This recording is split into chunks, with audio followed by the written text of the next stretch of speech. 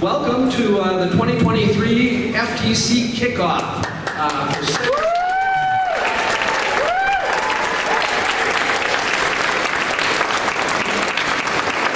As I said, it's wonderful to see you all here today. We had like 49 teams pre-registered for it. We've got a number that have just walked in too, so it's great to have a big crowd here today. We're definitely increasing in numbers.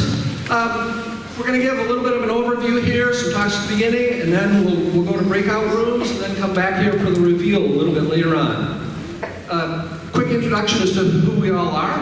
High Tech Kids is the organization that runs FTC along with FLL Challenge and FLL Explore in Minnesota. This is our staff. And as you can see at the bottom, introducing the new Minnesota FTC coordinator, Chris Simonson. I'm not supposed to be up here today, she is, but she happens to be canoeing up in the Boundary Waters this weekend and this week. So she will be here starting Monday.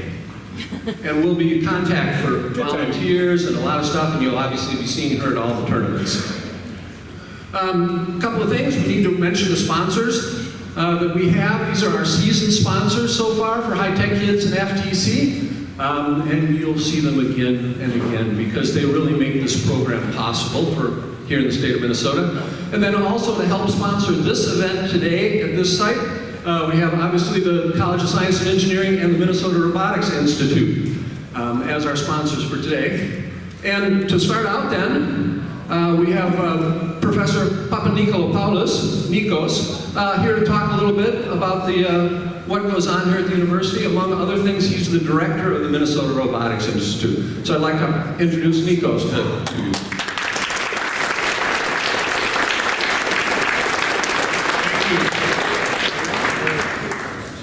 Thank you. Good morning. How are you doing?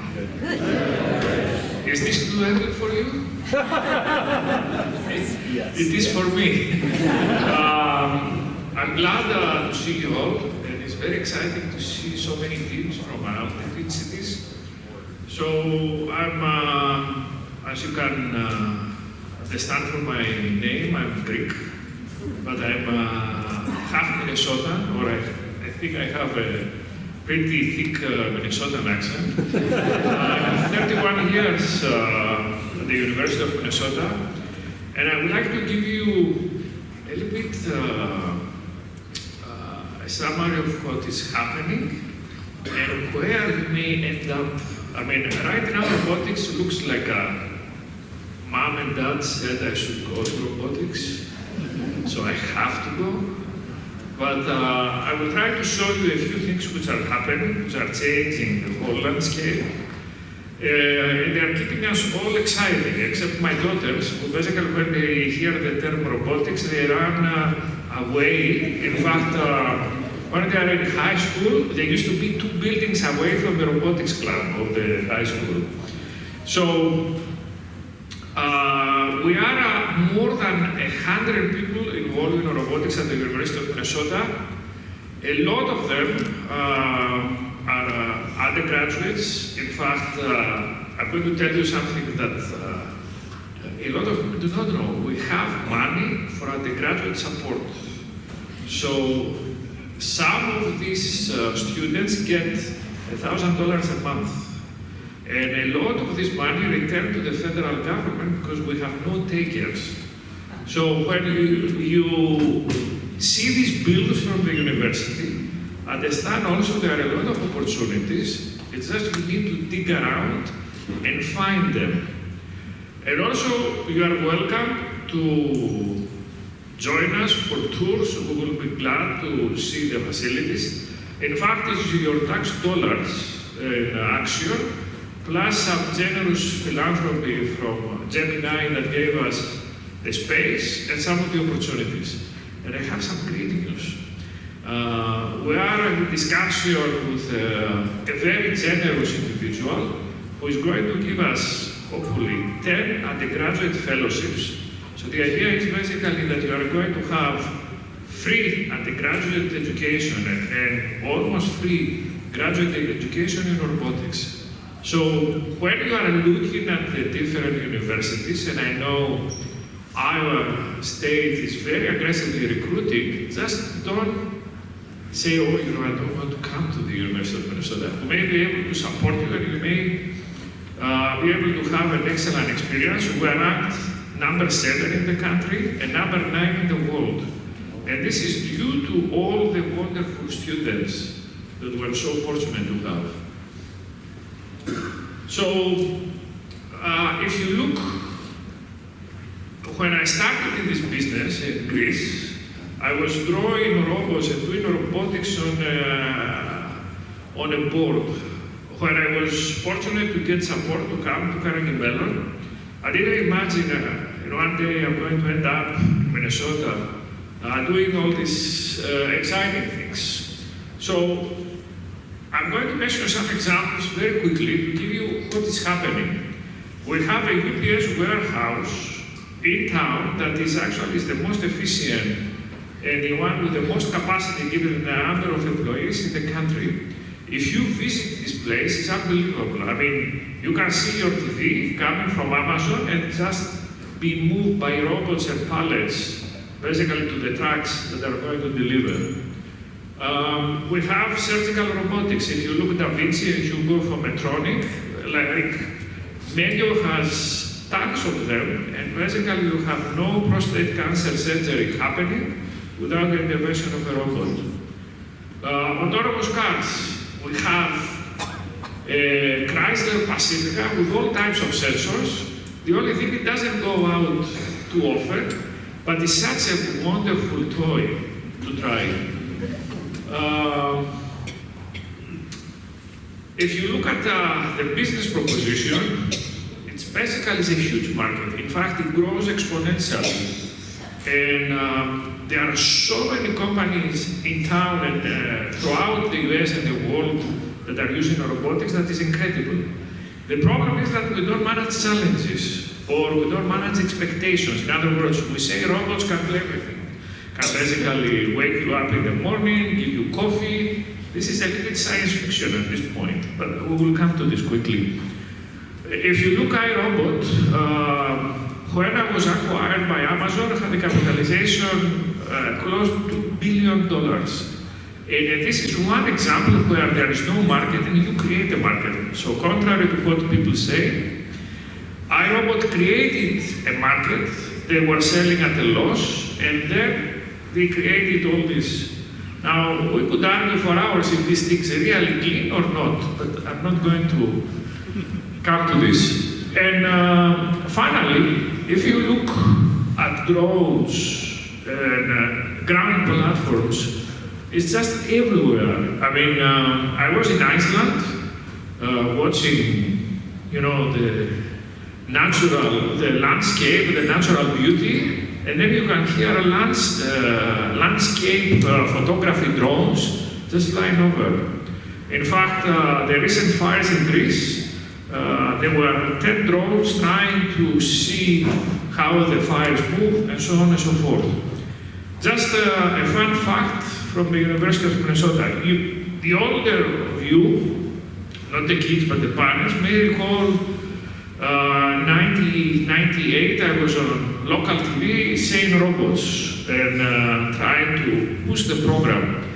But basically this robot has been deployed in numbers that exceed 6,000. They created at one point more than 130 jobs in the big cities, manufacturing jobs.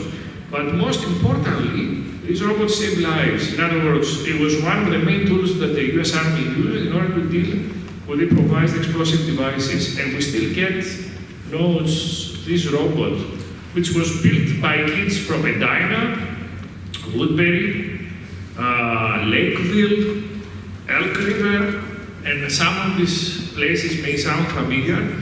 The main engineer was a kid with the name Ian Bert that we almost got him through the master's program in mechanical engineering, but he's one of the most amazing engineers and designers I have seen.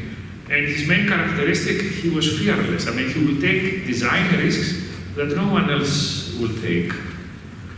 So what are the gaps and why I mention this? Because you may want to think A lot of you are thinking, okay, I'm going to become chemical engineer, computer scientist. But basically, I want you to think about the specialties that do not exist these days, or the specialties which are coming.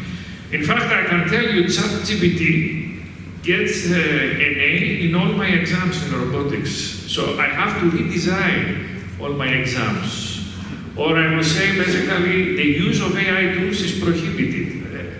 Whenever I say this, everybody is going to use AI tools. So I want you to think not in classical terms. Engineering is changing. It's becoming far more inclusive of other disciplines and far more interdisciplinary. I mean, the engineering education I received as a kid has nothing to do with the engineering education we need to provide you all. But I want you to pay attention to the last point. We need people. I mean, we are in desperate need of people. Like last year, we lost more faculty members and students who went to companies than the 31 years I'm around. And some of the jobs we see, despite the layoffs and the turmoil in the market, is incredible. We see offers for mid hundreds, like for PhD students, and even for master students, we see basically someone who knows ROS. I don't know if you are familiar with ROS. We see people getting $150,000, $160,000 offers. So the Minnesota Robotics Institute was created in July 2019, but our history goes back 1997. We got $5 million from DARPA. And we built this robot that I'm going to show you. We have more than 35 faculty involved from 5 colleges. And the money came from your tax dollars as part of the mid-drive program. And Gemini and Jim Wine gave us $10 million for the facility that we will be glad to show you. Basically, we have 20,000 square feet plus other facilities on campus. And we are very proud of this new master's program that has more than 90 students. Yesterday, we welcomed the first robotics colloquium with more than 45 students. Imagine, in 4 years, we became the 4th largest program. We are larger, actually, than traditional engineering departments in the College of Science and Engineering. Now, we just received 55 of us who are involved in the broader AI Institute. Is one that deals with climate change, agriculture and forestry. And again, this shows the appeal that these efforts have to the funding agencies.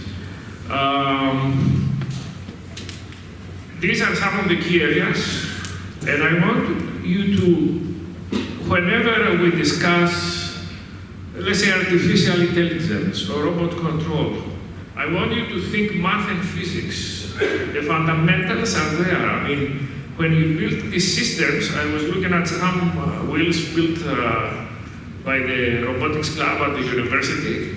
Physics, I know AP physics can be extremely boring, or AP math, but a lot of this stuff is based on simple physical laws or mathematical equations. Do you like trigonometry? I hate it, but I have been founding in front of me for 35 years, because whenever you need to move these things, trigonometry is the first key that you use. Moving from point A to point B involves a lot of trigonometry. So anyone recalls what is cosine A plus B? Okay, you can look at it later.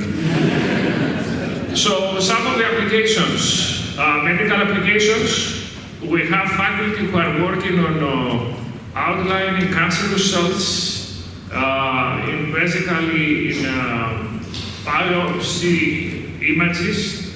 So basically, instead of waiting, like my wife is a cancer survivor, so I can tell you the toughest thing is actually waiting 10 days after a biopsy to get the results. A computer can assist a pathologist or oncologist to do this in a couple of hours. So there is a local company that is called Histosonics that is developing a system that is zapping with ultrasound by using a robot, basically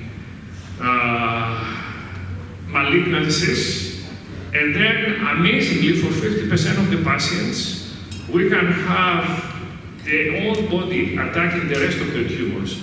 So you see people with stage 4 cancer being completely clean. So there is a lot of this stuff coming where robotics and imaging are key. We have a lot of interest in autonomous systems. We say we can build almost everything. Things that swim, fly, move on the ground, transformers, and I'm going to show you one example of this, but we don't know how to program them. So that's why we need your creativity. Applications of AI, for example, we have an active program, and we have a lot of students working in startups in agriculture. You're going to see not only tractors, but drones and combinations of ground platforms moving the fields and collecting data. So instead of having application of fertilizer blindly, you have basically plant-based application of fertilizers or water, and so on and so forth. And finally, we are very interested to support entrepreneurship. And you won't believe how many of you, I have 2 daughters who are entrepreneurs, and they are so, I mean, when I was at your age, I was thinking not about my own company, I was thinking of becoming an employee of the Greek government. So, not an ideal situation, hindsight, but I'm very impressed by the number of you who have good ideas and they need support in order to build companies. And they are everywhere. I went, for example, in Iowa, in Ames, in the middle of the farm, I saw some of the most amazing agricultural robots I have seen. The company, if you have time, is called Salim 234. And I heard there are 4 startups focused on agricultural robotics just in the Ames area. Now, this is how we started. Distributed Robotics at the University of Minnesota presents the COSM Scout. The COSM Scout is a small, rugged, mobile robotic device for obtaining reconnaissance data, which is then sent real-time to a human controller. This is the 4th iteration in the COSM Scout design and has significant improvements in robustness and reliability over the previous version. Shock tolerance is a paramount design consideration. The COSM Scout is capable of being thrown significant distances onto concrete without degradation of performance. Large polyurethane wheels absorb most of the shock of impact, while a titanium shell protects the main body and internal hardware. This is Ian Bell. In addition, the dense pack and tight fit of the inner workings and rigidity of the 7075 aircraft aluminum endoskeleton help to safely contain and protect sensitive components from shock and vibration damage. Here, the COSM Scout is thrown by an operator on ground level into the 4th floor of a parking ramp. The video from the rollout point of view is shown in the upper left-hand corner. This real-time streaming video provides feedback to the operator about the unknown environment. The COSM Scout platform supports a variety of color or low-light sensitivity black and white cameras. In this clip, we see side-by-side comparison of 2 generations of wheel design. And this is where we are here. You are going to see a transformer. This is the work of Ruben Desan. You can see it starts as a rotorcraft.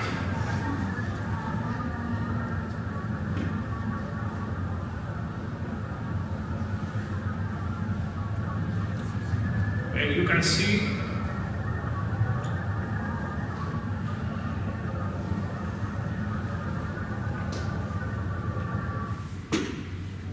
the transformation to a fixed wing. So it took Ruben 6 years. This was his PhD thesis.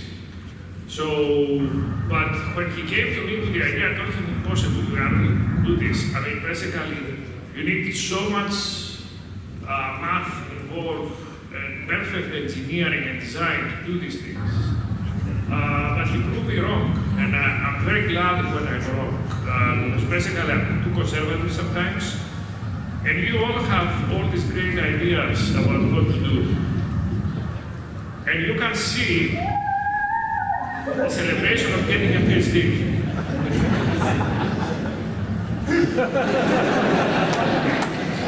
So I'm going to skip this for the sake of time. I know you are eager basically to go, but I would like to say a big thank you.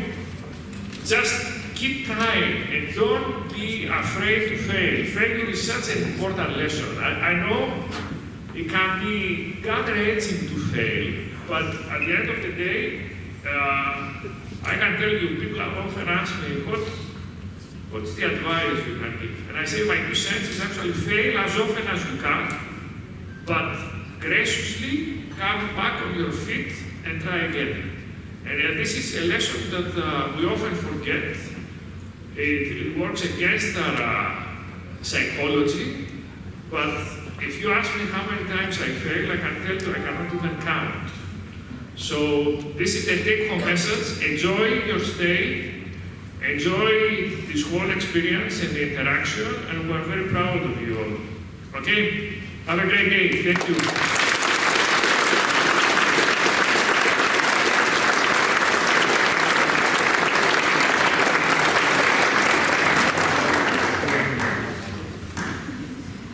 All right, we won't do questions, obviously. Thank you very much. Very interesting. Obviously, teams who have competed before will understand that failure rate because you've probably had it too. New teams, you're going to build your robot, program it, and think it's going to work perfectly the first time, and it might not even move. But that's what he was talking about, and what people here are going to learn very soon is you just keep working at it, and you will improve. Okay, so I'm going to do a little introduction to what High Tech Kids is, what FTC is in Minnesota, and what FIRST is and how we all work together. And then we'll go to breakout rooms. If you are a rookie or beginning coach, a lot of the stuff that I present here is going to be dealt with in more detail in one of the breakout sessions. So if you have questions about that, we'll get to that. So FIRST is the international nonprofit based in New Hampshire that actually runs the programs. They run FRC, the large robot, FTC, and the FLL set. They do the yearly game design. That's who you registered with, or your team, your coach registered with nationally. You get the game and field elements from them. High Tech Kids, as I said, is a Minnesota nonprofit that runs FTC here in Minnesota. So your interactions with High Tech Kids will be for the tournaments, for the events, for the trainings, all that kind of stuff. Oh yeah, national registration. I think most teams here have, but if you haven't, get that done quickly. Minnesota team registration, FTC team registration numbers. So as of this morning, we had 92 total teams registered. And that's what we had last year also at kickoff. So we're matching last year and hopefully going to be a little bit ahead. Obviously way behind pre-pandemic still, but we are building up and moving forward with it. So, what does High Tech Kids do? So we are the local company here. We provide training for rookie and beginning coaches. There's some information on that coming up. Registration and management of all official Minnesota FTC events. So all the tournaments that are coming up in Minnesota are run by us. Obviously the volunteers at all those tournaments also. We do the trainings, we assign them, schedule them, help them through, and if you're interested in volunteering, please get in touch with us. We always need more volunteers. Training for volunteers, and then the qualifier and league organizations. And if you don't know the difference between qualifiers and leagues, there'll be a little talk of that there and more information across the way later on.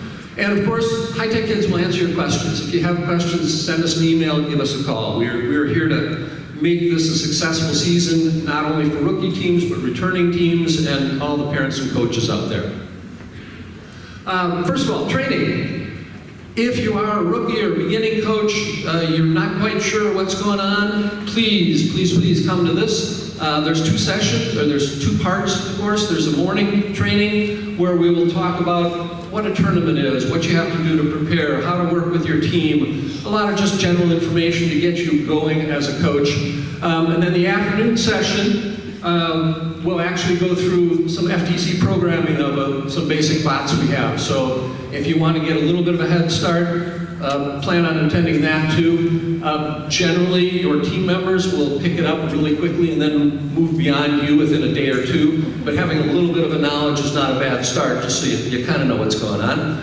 I'm going to say this 1,000 times today. Go to the High Tech Kids website for that. That's where you register for the training. Events.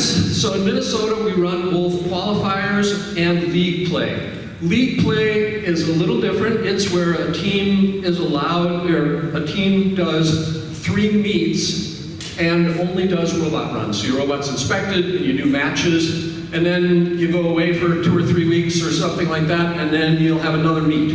There's no judging, there's no looking at your portfolio, that kind of stuff.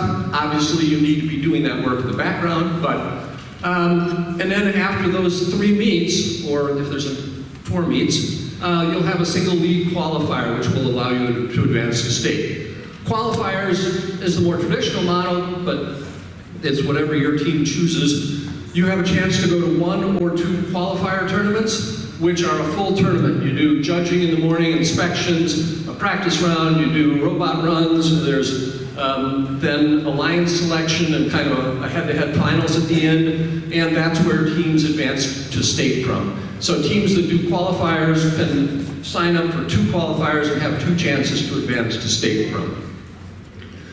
Event registration.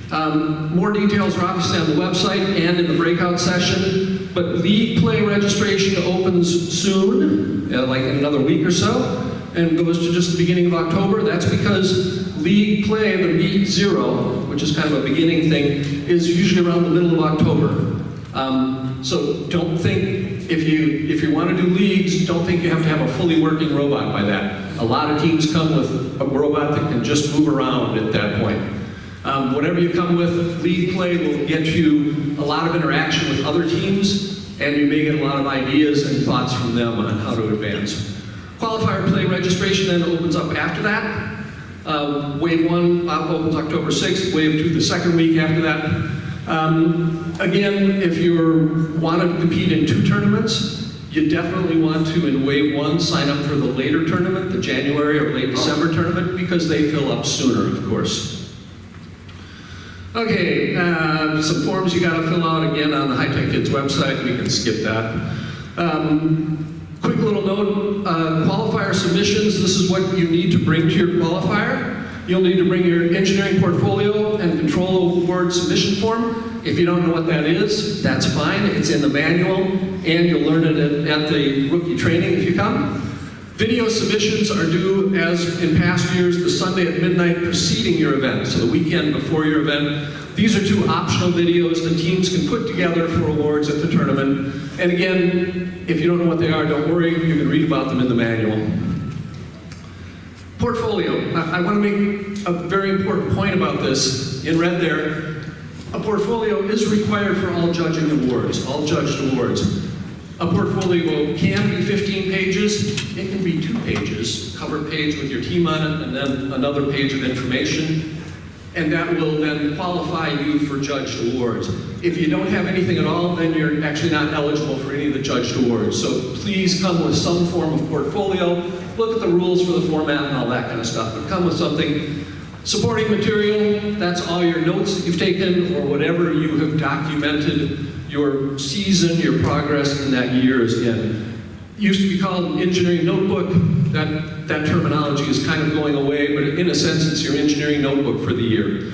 And for people taking pictures of this, the PowerPoint will be on our website in another day or 2, whenever we get that up. So the whole PowerPoint will be there. Okay, a couple of things we want to really point out, additional to teams, is Dean's List Awards. So Dean's List Award is actually individual awards for people on the team in the 10th or 11th grade who are leaders of your team. The coach or a parent nominates that person, and then we do some interviews with them. and we get to name a number of finalists from Minnesota. And those finalists are invited to the World Championship. Even if your team doesn't make it to the World Championship, you're invited to the World Championship. And then there is a Dean's List winners across the country that are named and selected at that point. And we've had 3 or maybe 4 from Minnesota now that have been actual winners of the Dean's List Award nationally. Again, more information is in the manuals and on our website. Here in Minnesota, we have an award called the Purple Gear Award, and a lot of teams have already been working toward this. It's an award we give for outreach in Minnesota, not only to assist high-tech kids in our outreach, but also for the team to do in their own area, to be able to speak to the community at large and everything. And the requirements for that are on the High-Tech Kids website. And I've listed below the winners from last year. So these 8 teams completed the requirements for the Purple Gear Award and won that award last year. So it's given to as many teams get it. We kind of look through them at a basis throughout the year. If your team has already completed events and knows what the Purple Gear Award is, could you raise your hand? Teams that have done Purple Gear Award stuff? Okay, I see there are a number of teams here that have already started doing Purple Gear work. Okay, next. Yes. Stratasys also sponsors scholarships for seniors, and you can self-nominate. 10th, 11th grades. What am I reading here? Is that right, Sharon? Yeah. Okay. Yes. Sorry. Yes. I'm getting confused. So, scholarships, Stratasys scholarships, the students self-nominate in one of these 4 categories, again, by going to our website and filling out the form there. And then these are reviewed and they're given scholarships based on those different things, and that's announced at state. A quick cover of our social media policies. We do not use our email for anything but high-tech kids stuff.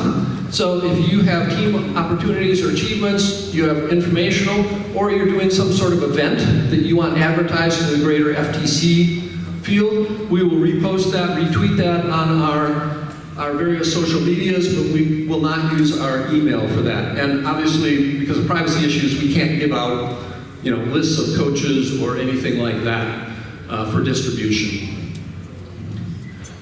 Quick note, again, Stratasys is offering to print 3D parts. If you need some part and are unable to produce it yourself, they're printed free of charge. Design your part using some CAD software, upload the file, and with information, and they will produce it and then ship it to you, or you can come and pick it up. Again, the information on what they need to be submitted and how to do that is all on our website.